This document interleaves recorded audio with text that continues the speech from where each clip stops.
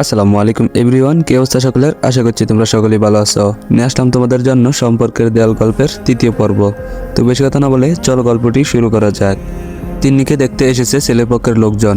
তিন্নিকে সাজিয়ে গুছিয়ে তাদের সামনে নেওয়া হয়েছে, অথচ মেয়েটাকে এমনিতেই সুন্দর লাগে। খোলা চুল, কোনো মেকআপ ছাড়াই তৈলাক্ত মুখে মেয়েটাকে সুন্দর লাগে। এত কাছ থেকে মেয়েটাকে রামিম দেখেছে, তার কখনো খারাপই লাগেনি। তবে রামিমের সবসময় ভালোই লাগতো তিন্নিকে। রামিম বাসায় ফিরেছে বিকেলে। সারাদিন রন্টি মামা তাকে নিয়ে ঘুরেছে। রন্টি মামা ভীষণ খুশি, জিরু বাবা উভয় বলে দিয়েছে। রামিম নিজের কথা বলে না জিরু বাবাকে, বললেই বা কী লাভ? সে তো জানে সম্ভব না এই দেয়াল ভাঙা।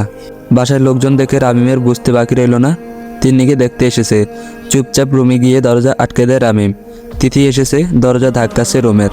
রামিম দরজা খুলে দেয়। তিথি অভিমান কণ্ঠে বলে, তোর জন্য বিরিয়ানি রান্না করলাম, আর তুই না খেয়ে চলে এসেছিস? আসবি তো, আমি তোর কে? রামিম বলল, আরে রন্টু মামা নিয়ে গেছিল ঘুরতে, আমি কি করতাম? তিথি বলল, তোর কিছুই করতে হবে না, চুপচাপ বস এখানে। তিথি টিফিন বক্স থেকে বিরিয়ানি বের করে প্লেটে রাখে। রামিমের মুগ্ধ চোখের দিকে তাকায় মেয়েটা। শীত চলে যাওয়ার সময় হয়েছে, রোদের খুব তেজ, এখনই ঘাম বের হচ্ছে। তিথি ঘেমে গিয়েছে কিছুটা। রামিম জানালা খুলে দেয়। সুরসুর করে বাতাস ঢুকে রুমে। ঠান্ডা বাতাসে ঘাম চলে যায় তিথির। তিথি বলল, আয় এখানে, আমি তোকে খাইয়ে দেই। রামিম বলল, আমি নিজের হাতে খাই। তিথি বলল, না, আমি তোকে খাইয়ে দিব। রামিম বলল, আচ্ছা বস, আমি দরজাটা আটকে দিয়ে আসি। তিথি বলল, না, খোলা থাকুক। তিথির হাতের আঙুলে অল্প কিছুটা বিরিয়ানি তুলে রামিমকে খাইয়ে দেয়। রামিমের ঠোঁটের স্পর্শে পুরো শরীর শিরশির করে ওঠে তিথির। ইচ্ছা হয় একটা কিস করতে। রামিম তৃপ্তি নিয়ে খায়। মেয়েটা বিরিয়ানি বেশ ভালোই রান্না করে। অল্প অল্প করে খেতে থাকে রামিম। হঠাৎ রামিমের মনে পড়ে তিথি খেয়েছে। রামিম বলল, কিরে তুই খাইছিস? তিথি বলল, না। রামিম বলল, কেন? তিথি বলল, এমনিতেই। রামিম বলল, হা কর। রামিম তিথির মুখে খাবার তুলে দেয়। তিথি চোখ বন্ধ করে খেয়ে ফেলে। রামিম ছেলেটাকে বড্ড বেশি ভালোবাসে তিথি। আস্তে আস্তে করে আঙুলে কামড় দেয় তিথি। রামিম উহ করে ওঠে। তিথি হাসতে থাকে। রামিম রাগে চোখে তাকায় তিথির হাসিমাখা মুখটার দিকে। মেয়েটাকে কখনো ভালোভাবে খেয়াল করেনি রামিম। মেয়েটার গালের দুপাশে দুটো তিল আছে। তিন্নি মেয়েটার পিঠে একটা তিল আছে, গালে নেই। ডান গালে তিল থাকলে নাকি সুখী হয় মানুষ, আর বাম গালে থাকলে দুঃখী। এই মেয়েটার তো দুপাশেই আছে, তাহলে সুখ দুঃখ মিলেই এই মেয়ের জীবন।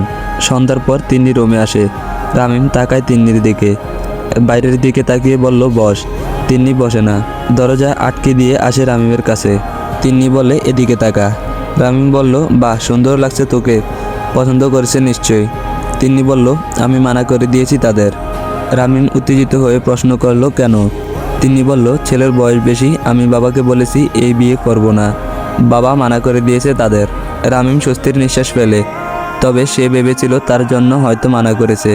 যাই হোক, আপাতত বিয়ে হওয়ার চান্স নেই, এতেই রামিম খুশি। তিন্নির দিকে তাকিয়ে চোখ ফেরাতে পারে না রামিম। শাড়ি, চুড়ি, গোছানো চুল, মেকআপ আর ছোট একটা টিপ, অন্যরকম লাগছে তাকে আজ। সাজানো গোছানো এই মেয়েটা আর তিন্নির মধ্যে পার্থক্য অনেক। এই মেয়েটা বউ হওয়ার যোগ্য, আর তিন্নি মেয়েটা সারা জীবন পাশে থাকার যোগ্য। এই সাজগোজে বড় অচেনা তিন্নি। মেকআপের আড়ালে ঢেকে গেছে তিন্নি। সামনে দাঁড়িয়ে আছে চেনা অচেনা একটা মেয়ে। রামিম তিন্নির হাত ধরে। তিন্নি এক ঝটকাতেই হাত ছাড়িয়ে নেয়। তিন্নি বলল, রামিম, এভাবে হাত ধরবি না, ভুলে যাস না আমি কে। রামিম পিছিয়ে আসে। তিন্নি মেয়েটা আলোর মতো, ধরার চেষ্টা করা বোকামি ছাড়া আর কিছু না। কামরুল সাহেব চিন্তিত হয়ে পড়েন। রামিম আর তিন্নির বিষয়টা খুব ভাবাচ্ছে তাকে। একবার ভাবছে দুজনের সুখের কথা, আবার ভাবছে সমাজের কথা। এই সমাজ একটা দেয়াল দিয়ে রেখেছে, সেটা ভাঙতে গেলে ক্ষতিপূরণ স্বরূপ মান সম্মান হারাতে হবে। রাত হয়েছে, পাশাপাশি শুয়ে আছে কামরুল সাহেব আর নাজনীন বেগম। কামরুল সাহেব এমনিতেই কথা বলেন না, আর নাজনীন বেগম ইদানিং কথা বলছে না খুব একটা। মোটামুটি নীরব একটা পরিবেশ। এই রুমে যে দুইজন মানুষ শুয়ে আছে সেটা বোঝা অসম্ভব। মাঝে মাঝে কামরুল সাহেব দীর্ঘশ্বাস ছাড়ছেন। তিন্নি, তিথি আর রামিম তিনজন বসে ছাদে আড্ডা দিচ্ছে। তিথি বকবক করে যাচ্ছে, রামিম আর তিন্নি চুপচাপ। তিন্নি রামিমকে ভালোবাসলেও সে চায় রামিম যার সাথেই থাকুক ভালো থাকুক, তাই তিন্নির প্রতি কোনো খারাপ কিছু কাজ করছে না। রামিম তিন্নিকে ভালোবাসলে তার কি করার আছে? রামিম আর তিন্নির মাঝে এই কয়েকদিনে অনেক দূরত্ব বেড়েছে। আগের মতো কথা হয় না, ঝগড়া হয় না, আর রাগ অভিমানও হয় না। শীতের শেষ, হালকা বাতাস বইছে। হঠাৎ মেঘ গর্জন করে ওঠে। তিন্নি, তিথি দুজনেই রামিমকে জড়িয়ে ধরে। কয়েক মুহূর্ত পর তিনজনে অট্ট হাসিতে মেতে ওঠে। তিনজনের হাসির শব্দে কামরুল সাহেব একটু স্বস্তি পান। এই বাড়ি এখনো ঘুমায়নি, জেগে আছে। কয়েকজন মানুষ জেগে আছে, তবে ভিতরটা পচে গেছে। ভিতরে পচে গন্ধ ছড়াচ্ছে, মাছি উঠছে বৌ বৌ করে, কয়েকটা পোকা উঠে আসছে হৃৎপিণ্ড থেকে। তবুও তারা জেগে আছে এই সমাজের নিয়মের কারণে। ছোট মামার সাথে আজ শহরে যেতে হবে রামিমের। ছোট মামিকে দেখার আর তর সেচে না তার। রন্টি মামা যে সত্যি সত্যি বিয়ে করেছে সেটা মোটামুটি নিশ্চিত হলেও কিছুটা দ্বিধা কাজ করছে রামিমের। যে মামা মেয়ে দেখলেই পালাতো সে বিয়ে করেছে, তাও আবার প্রেম করে। বিশ্বাস করা কিছুটা হলেও কষ্টকর। জিরু বাবার কথা অনুযায়ী আজ ছোট মামিকে বাসায় নিয়ে আসবে তারা। সকাল থেকে ফোন দিয়ে চলেছে রিন্টু মামা। রামিমের ফোনটা বেজেই চলেছে, রিসিভ করার নামগন্ধ নেই তার। রন্টু মিয়া কিছুটা চিন্তায় পড়ে গেছে। রামিম গেছে তিথির সাথে কথা বলতে, কারণ ওই বাড়িতে সবাই একজনকে খুব ভালোবাসে, সেটা হলো তিথি। বড় মামা ভীষণ রাগী, তার রাগ দেখেছিল একবার রামিম। বড় মামা আর ছোট মামিকে মেরেছিল সেদিন। রামিম তিথির খুব ছোট ছিল, বয়স 7 হবে। সামনে যে যাচ্ছিল তাকে ধাক্কা মেরে ফেলে দিচ্ছিল, নয়তো মারছে। এমন অবস্থায় তিথি সামনে গিয়ে দাঁড়ায়। রামিম সেদিন প্রচুর অবাক হয়েছিল। তিথিকে দেখে বড় মামা চলে গেল। রামিম ভাবে তিথি মেয়েটার চোখে অনেক মায়া। যতই রাগ থাকুক না কেন, ওর চোখের দিকে তাকাতেই সব রাগ পানি হয়ে যায়। সেদিনের পর থেকে রামিম তার বড় মামার আশেপাশে খুব একটা যায় না। শেষমেশ সিদ্ধান্ত হলো তিথিও সাথে যাবে ওদের। 3 জন রওনা দিল শহরের উদ্দেশ্যে। রামিম যে গ্রামে থাকে তা না, তবে শহর থেকে একটু ভেতরে সব ধরনের সুবিধাই আছে।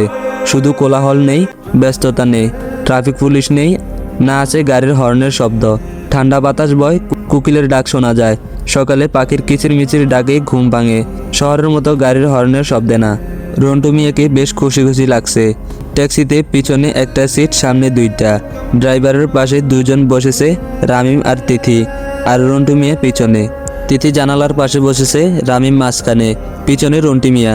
রামিম খেয়াল করলো তিথিও বেশ হাসি খুশি আজ। একটু পর পর রামিমের দিকে চেপে আসছে আর মুচকি হাসছে।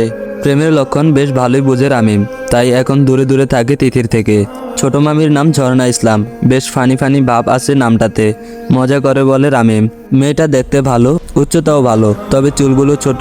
রামিম হাসি খুশি থাকার চেষ্টা করছে, কিন্তু পারছে না। সে ভাবছে তিন্নির যেদিন বিয়ে হয়ে যাবে সেও তো এভাবে চলে যাবে আমাকে ছেড়ে। আমি কি আটকে রাখতে পারবো না তাকে? মনটা ভারী হয়ে যায় রামিমের। এবার সামনে বসেছে ড্রাইভার মশাই, বেজায় খারাপ। বুড়ি নিয়ে নড়তে পারে না, আবার গাড়িতে বসিয়েছে 3 জন মানুষ। তার বুড়িটাই একটা সিট দখল করে নেয়। তারপরও সে পাশে 2 জন বসিয়েছে, সেদিকে খেয়াল নেই রামিমের। একবার তিন্নির কথা ভাবতে শুরু করলে আর বাইরের পৃথিবীর কথা মনে থাকে না তার। কথা অনুযায়ী জিরু বাবা এসেছে রামিমের মামা বাড়ি। বেশ জোরে জোরে ডাকছে আর বলছে, তোদের সংসারে উন্নতি আসতে চলেছে, ভালো কিছু হবে আজ। বড় মামা বড় মামি বাইরে এসে দেখবে এসব। তার কিছুক্ষণ পরেই রন্টি মামা, রামিম, তিথি বাড়িতে প্রবেশ করবে, এমনটাই প্ল্যান করা ছিল তাদের। প্ল্যান মতোই সব কিছু হলেও বড় মামাকে কিছুতেই মানানো গেল না রন্টু মামার বিয়ের ব্যাপারটা। ঝর্ণা ইসলাম ওরফে ছোট মামি আর রন্টি মামাকে নিয়ে হাজির হলাম আমাদের বাড়িতে। মা আর বোন, এই 2 জন মানুষ সবসময় দুর্বল। রামিম দেখলো তার মা বেশ খুশি হয়েছেন রন্টু মামা বিয়ে করেছে বলে। রুমে এসে ঘুমালো রামিম। আপাতত কয়দিন এখানেই থাকবে রন্টু মামা। নিচতলায় একটা রুম সবসময় ফাঁকা থাকে, সেখানেই তাদের ব্যবস্থা করে দিয়েছে নাজনীন বেগম। রামিম স্বপ্ন দেখে তিন্নিকে নিয়ে পালিয়ে বিয়ে করেছে সে।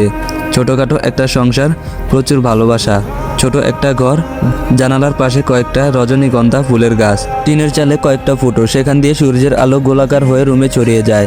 বর্ষাকালে টুপটাপ পানি পড়ে ছিদ্র দিয়ে, ছোট ছোট কলস দেওয়া ফুটোর নিচে টুপটাপ শব্দ হচ্ছে। রামিম তিন্নি ঘুমিয়ে আছে একে অপরকে জড়িয়ে। হঠাৎ কয়েক ফোঁটা পানি রামিমের মুখের উপর পড়লো। ঘুম ভেঙে গেল রামিমের। বাস্তবেও ঘুম ভেঙে গেছে। রামিম ভাবে পালিয়ে বিয়ে করলে কেমন হয়। চলে গেলাম এই শহর ছেড়ে বহু দূরে। শহর পেরিয়ে আরেকটা শহর, তারপর আরেকটা। এভাবে যেতে যেতে একটা নদীর ধারে ছোট একটা গ্রাম, সেখানে 2 জন থাকবো। কয়েকদিন কেটে যায়। রন্টু মিয়াকে মেনে নিয়েছে বাড়ির লোকজন। মেনে না নিয়ে কি করবে, বয়স তো কম হয়নি। এখন বিয়ে না করলে কখন বিয়ে করবে? জিরু বাবাকে 500 টাকার 2টা নোট দিয়ে এসেছে রিন্টু। ইদানিং কামরুল সাহেব একটু বেশি টেনশনে আছেন বলে মনে হচ্ছে নাজনীন বেগমের। কথা বলছে না, চুপচাপ থাকে। এসব দেখে নাজনীন বেগম আর চুপ থাকতে পারলেন না। নাজনীন বেগম বললেন, কি হয়েছে তোমার? কামরুল সাহেব বললেন, কিছু না। নাজনীন বেগম বললেন, তাহলে এমন চুপচাপ কেন? কামরুল সাহেব বললেন, তুমিও তো কথা বলো না। আমি কি দেয়ালের সাথে কথা বলবো নাকি চেয়ার টেবিলের সাথে? নাজনীন বেগম বললেন, আমি তো রাগ করে কথা বলিনি, তাই বলে তুমিও বলবে না আমার সাথে? কামরুল সাহেব বললেন, বুঝলে নাজু, ছেলে মেয়েকে নিয়ে খুব চিন্তা হচ্ছে, উল্টাপাল্টা কিছু করে না বসে জানো। নাজনীন বেগম বললেন, আমি বলছিলাম কি তিন্নিকে বউ করে রেখে দেই, আমাদের কাছেই থাকলো মেয়েটা। কামরুল সাহেব বলল, তুমি ভেবে বলছো তো? এটা হয় না বুঝলে, সমাজ বলেও একটা জিনিস আছে। নাজনীন বেগম বলল, ছেলেটাকে দেখেছ? সবার আগে ছেলে মেয়ের সুখ, তারপর বাকি সব কিছু। কামরুল সাহেব বলল, তুমি বুঝবে না নাজু, বুঝলে এ কথা বলতে না। নাজনীন বেগম শুয়ে পড়লেন, আর কিছু বললেন না। যে বোঝার চেষ্টা করবে না তাকে বুঝিয়ে কি লাভ। মাঝরাতে রামিমের রুমে আসে তিন্নি।